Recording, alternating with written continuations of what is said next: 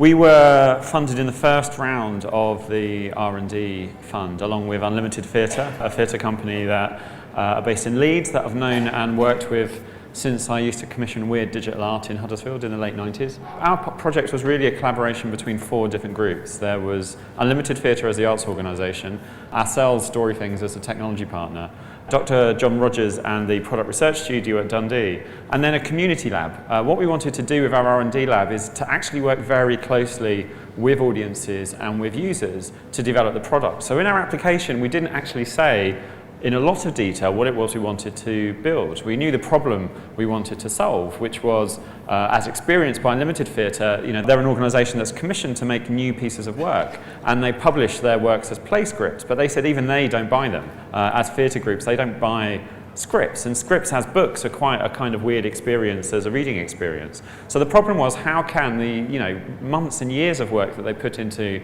creating a new piece of theatre, how can audiences engage with that outside of a live performance? And so we wanted to see if there was a digital reading experience that the audience would want to engage with. So other than knowing that that's what we wanted, we didn't really know whether this was an app, whether this was a website or whatever.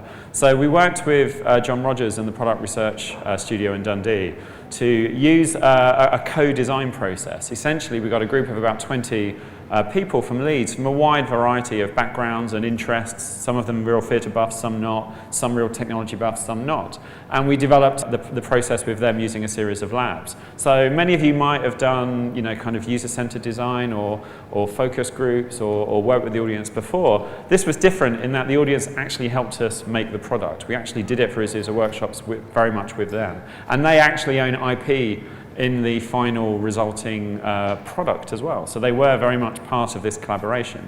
And what was really interesting for me as somebody that's worked in the kind of digital area for a very long time was the kind of really subtle changes of emphasis that you can have when you're dealing with audiences that really make collaboration work. So many of us coming from a design background had assumptions about how we would structure workshops. But John Spooner at Unlimited said, well, actually, everything I do, I want to make it work as well as our plays. I want it to be a rich and engaging experience.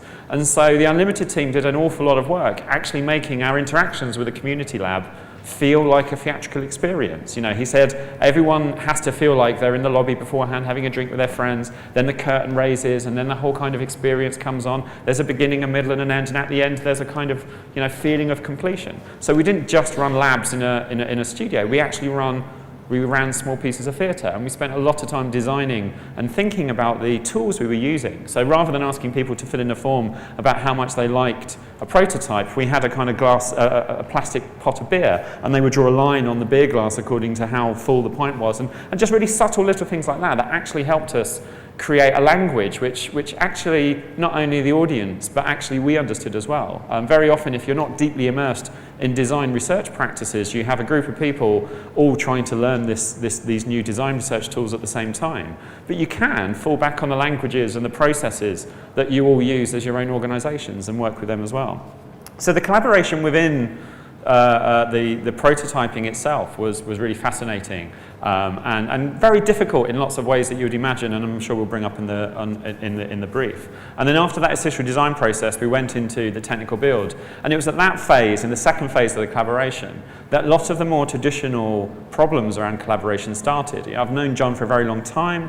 I've known his organisation for a long time. I've worked in the arts, but even then, there were still moments when our ways of working as a tech company and Unlimited ways of working and John Rogers' ways of working as a university design researcher clashed. And it really made me understand something very, very simple about collaboration. Normally there's kinds of 2 levels in the way that organisations work. There's a strategic level, which is explicit. It's what you all agree and write down and say, this is what we should do.